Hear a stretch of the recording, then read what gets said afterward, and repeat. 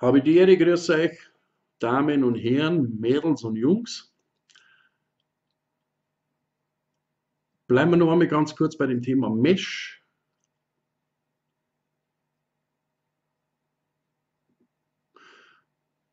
Beim Tröpfler habe ich es gezeigt, mit dem Wurzeln, wer es gesehen hat. Dass es schon Klone gibt von BT, das war uns klar. Ja. Aus China natürlich. Ich hole mir sowas nicht, weil mir das ganze System eigentlich, das kann man sparen. Frage war aber immer öfters, geht das in Tank? Also in RTAs auch. Und so habe ich mir ein bisschen jetzt hingesetzt den letzten Tag, habe ein bisschen umeinander probiert und bastelt. Also bei herkömmlichen, wo die Luft von unten kommt, ja, wo man das Mesh über Ding, wird es ein bisschen tricky. Dann ist es nicht wert, dann ist es zu umständlich. Aber die, wo so sind wie die, und deswegen habe ich mich entschieden für die Engine-Familie. Damals da den Nano in Silber, das ist der Single-Coil-Verdampfer, und da habe ich halt den normalen OBS-Engine, den Dual-Coil-Verdampfer. Und da habe ich jeweils mit Mesh ein bisschen was gemacht. Bei dem schauen wir es uns an, wie ich es gemacht habe, und bei dem zeige ich es euch im fertigen Zustand, wie es ausschaut. Es ist ja nichts dabei. Ja? So, beim Single Coil Deck, das, was ich euch eingangs auch gezeigt habe, da ist der Streifen so 3 mm, ja, und 6 ist nicht einmal richtig gerade geschnitten, das habe ich so schnell ein bisschen herbastelt. Hau mit 16 Watt hin, bei 20 Watt wird es beim dritten Zug ein bisschen kuckelig. So funktioniert es beim Single. Die ist ein bisschen höher gesetzt zum Engine, zum Dual Coil Engine. Da habe ich jetzt das einmal aufgemacht. Da habe ich so knapp 6 mm gemacht. Euch das zeigen kann. Ein ganz ein leichtes Glühbild. Ja, ein relativ Hotspot frei.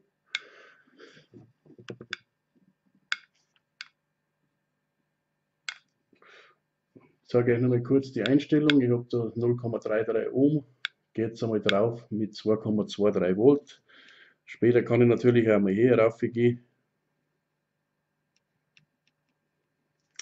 Nehmen wir mal schnell 20 Watt, dann werden wir auch sehen, dass man dann relativ schnell, dass das dann wesentlich schneller funktioniert.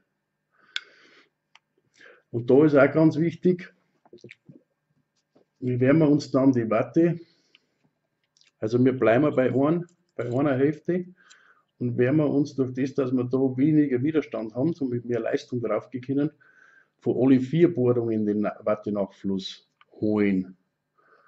Und wichtig ist natürlich, dass wir am Boden keinen Kontakt nicht haben. Ihr könnt euch, wenn es ist, nochmal ein dünnes Vlies da reinlegen, also ein bisschen ein Wattepuffer zwischen Mesh. Ihr seht es jetzt gegenüber einem Single Coil, ist die weiter unten, weil ich die unteren Bohrungen genommen habe. Weil ich möchte, dass der Weg vom Liquid kurz ist und nicht so weit nach oben muss. Das könnt ihr aber machen, wie ihr es wollt, kann sich jeder selber einbasteln. Wobei ich sowieso zusätzlich habe ich nur meistens das mit elektronischer Box mache, wo Kurzschlusssicherung drin ist, falls da wirklich was wäre. Allerdings ist es so, dass manche schon wieder gesagt haben, das ist so gefährlich und machen schon wieder eine Weltuntergangsstimmung. Die 0,3 Ohm sind auch nicht gefährlicher als wir 0,3 Ohm beim Draht. Ja? Das ist ein Strom, egal ob das ein Mesh ist oder was. Genauso wie es auch wieder geheißen hat oder erfahren habe ich schon wieder irgendwie, dass jemand gesagt hat, das darf man nicht ausglühen, weil es glüht gerade einmal, weil dann oxidiert es ja.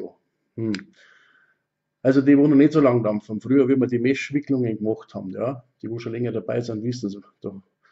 Man hat das ausglüht, aber nicht am Clearomizer oder nicht da herinnen im eingespannten Zustand, sondern man hat die ganze Mesh, was man gehabt hat, in einer Pinzetten genommen oder in einer Spitzzange genommen, hat es mit dem Bunsenbrenner oder manche haben es auch mit dem Feuerzeug gemacht, richtig glüht, und dann haben wir nur was gemacht.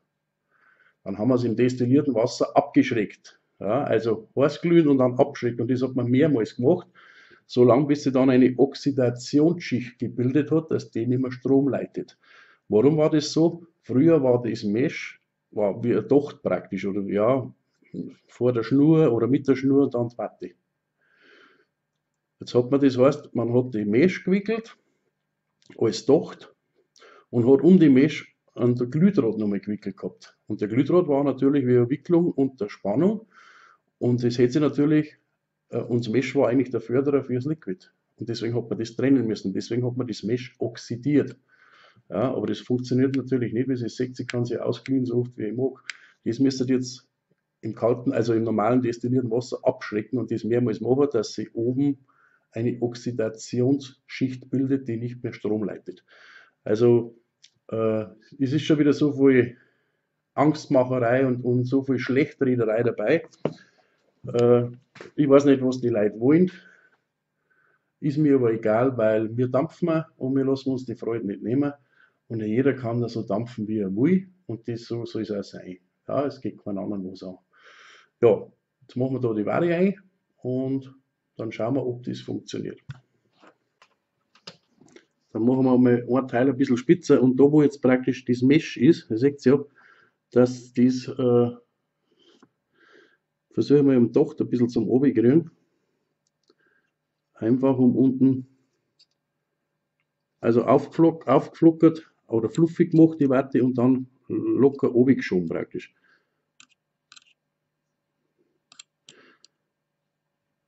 Und durch das, dass der so lang ist, mache ich es da herüben auch gleich, dass ich das aus einem Strang habe.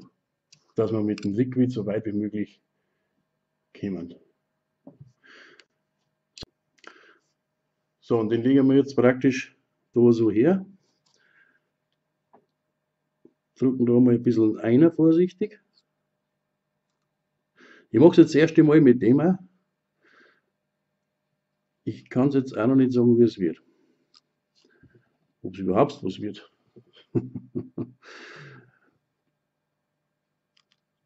So, was jetzt ich da mache, nehmt euch da irgendein spitzes Teil nochmal aus Metall, also dass ihr mit den Fingern nicht eingelangen müsst und fahrt euch da unten, dass wir keinen Kontakt nicht haben. Das nehmen wir uns zwischen Mesh und Metall jetzt rein, ja, und dann schieben wir uns die Watte da mal so oben am Rand entlang. Seht ihr, das zeige ich euch nachher, dass unten wie ein bisschen Isolator rauskommt. Und schön nachstopfen.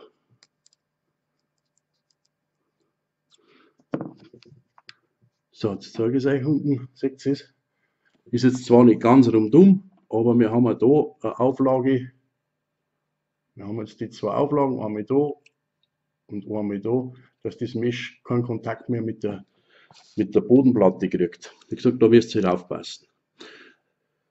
Ich habe andere Clearomizer versucht mit dem normalen System, das heißt, da wo man praktisch wo die Luft von unten kommt, ja. Der eine oder andere hat vielleicht da auch schon eine Lösung gefunden, dass das geht, aber wie das geht, aber ehrlich gesagt, mir ist das dann zu tricky und zu aufwendig. Ob es jetzt beim Emmet geht oder so, das müsst ihr da ein bisschen probieren. Ja, ich kann es nicht bei alle probieren. Ich habe jetzt für die Engine Family, also Dual und Single Coil, entschieden, ganz einfach. Und jetzt, was halt auch wichtig ist, dass wir dann da Druckaufbau können. Durch das, dass wir ganz am Anfang am Boden die zwei Dochte oder wir Dochte da gemacht haben, haben wir da vorne ein bisschen ein Ding, wo man es, ja, wie soll ich sagen, einrasten kann. Hört sich jetzt blöd an, aber vielleicht seht ihr es, da kann man das ein bisschen einrasten, dass das Mesh da hervorne. Das größte Problem ist, was kriegen wir jetzt mit dem Mesh, der BT, ja, wer ihn kennt, gibt ja schon die ersten Klone auch, ist ein unwahrscheinlicher Säufer. Ich glaube, das ist der größte Säufer, was es gibt. Ja, und ein unwahrscheinlicher Akkufresser, weil 80 Watt, 60 Watt, manche 100 Watt, je nachdem. Ich habe Liquid, wer es noch nicht weiß, 50-50, das heißt Standard. Ja. Ich habe kein VG-lastig, kein dickflüssiges, ich habe ein normales Liquid.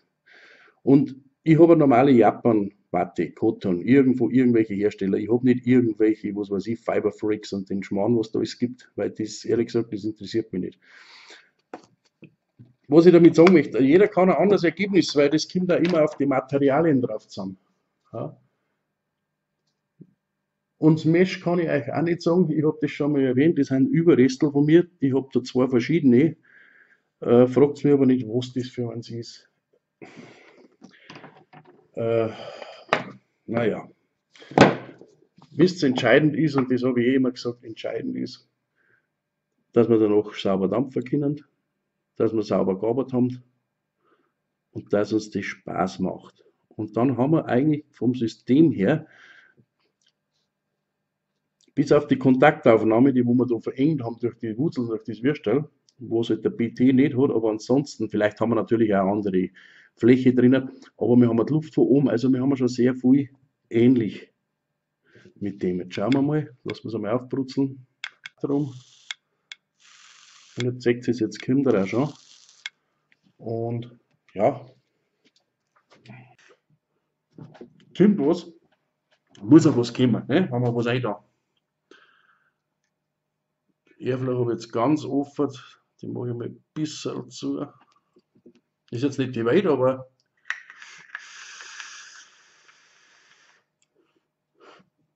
also das ist jetzt Premiere mit ihm. Bei ihm dort, bei dem Singler, sage ich euch nur mal 0,616 Watt. Das ist meine Einstellung. Dann habe ich die Airflow relativ klein.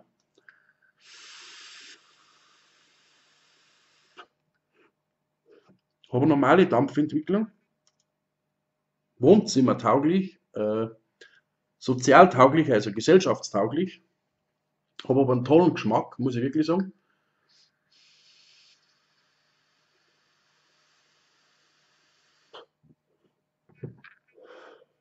Reicht vollkommen aus. Und dann sage ich euch nur was für eine Meshwicklung. Da habe ich, wie gesagt, 3 mm, 0,6 Ohm, 16 Watt. Und dann sieht man, dass der Nachfluss passt. Bei 20 Watt, da wird es jetzt lachen, aber es ist ja so. Es ist wirklich sehr eng abgestuft. Bei 20 Watt, die ersten 2 Züge gingen, aber beim dritten merkst du es am Anfang schon, oh, jetzt kommt das Kugeln. Bei 20 Watt, bei dem. Also das passiert dann sehr schnell, weil die ganze Fläche dann, das ganze Liquid auf der ganzen Meshfläche auf einen Schlag verdampft ist und wenn das weg ist, dann habe ich trockene Watte auf der ganzen Fläche, dann habe ich relativ starkes Kugeln. Naja, da habe ich keine Zwischenräume mehr.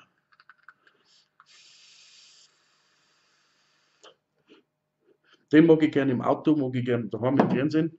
Und jetzt schauen wir mal, bei dem haben wir jetzt 32 Watt doppelte Leistung, halber die Ohm, dafür 4 Löcher mit Liquidförderung.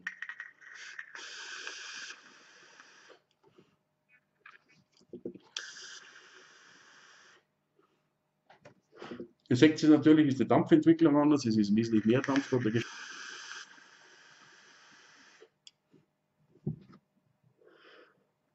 So, jetzt haben wir uns kurz angeschaut. Im Prinzip, ganz kurze Erklärung, es ist ja keine Hexenkunst nicht. Ihr habt es ja selber gesehen. Man muss natürlich genauso sauber arbeiten, ja, mit 0,3 Ohm, 0,5 Ohm, wie mit der Wicklung auch. Ja, das heißt, Akkus aufpassen und. Und jetzt kommt natürlich wieder die Frage, wie ist es mit Temperaturdampfen? Das schauen wir uns jetzt kurz an. Das kann ich die 0,27 Ohm. Und wenn man es auf SS316 stellt, bei meinem Mesh, dann kann ich das sogar mit Temperatur dampfen. Ja, haut wunderbar hin. Ich habe das mit der Hugo auf SS316 Werkseinstellung vom Chip, habe das auf der eLeaf, habe es auf der Wismec und habe es auch auf der Tesla. Ich habe jetzt den nochmal einjustiert, 0,28, gehe mit 25,5 Watt drauf und habe auf SS eingestellt.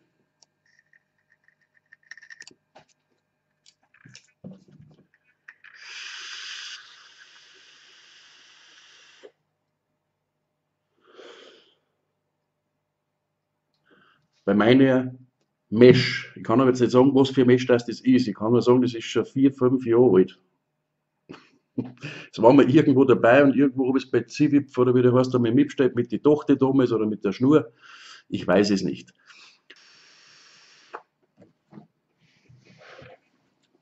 Also, haben wir das auch beantwortet. Ja, fragt mich aber jetzt nicht um Einzelheiten, welches Mesh genau da geeignet ist, das weiß ich nicht. Vielleicht haben alle gleich eingestellt, vielleicht haben alle in der gleichen Legierung, dass die Einstellung passt. Es kann aber auch sein, dass man mal den Koeffizienten bei dem einen oder anderen Mesh anpassen muss. Das müssen wir abwarten. Bei mir passen die Mesh, was ich habe, die alten Humpen, und kann die wunderbar auf Temperatur dampfen, ohne Probleme, kein Kockeln, kein Ding, gar nichts. Und ja, und jetzt kann man sagen, Mesh oder Drahtwicklung, beides ist möglich. Jo, passt schon wieder. Führt euch.